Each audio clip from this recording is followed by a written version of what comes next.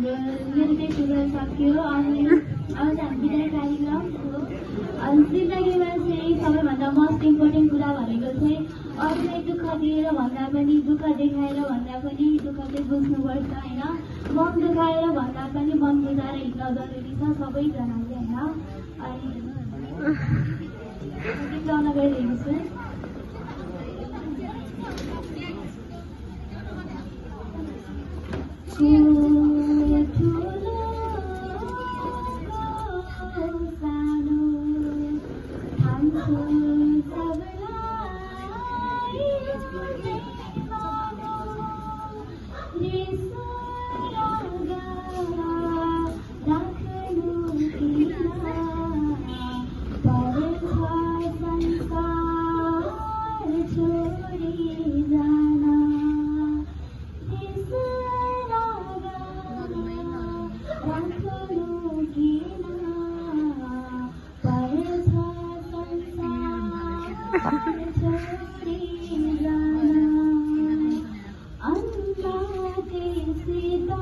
कहाँ हो क्या हजुर?